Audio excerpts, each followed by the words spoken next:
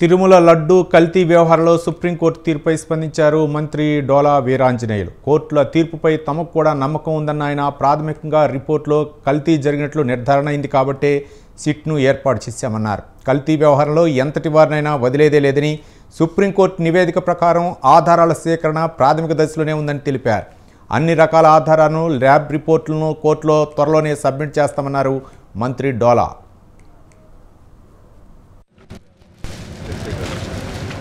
ముఖ్యంగా కింది స్థాయిలో కల్తీ జరిగినటువంటి నిర్ధారణ అయినాయి. అందువల్లనే మేము సిట్ ఏర్పాటు చేసాం.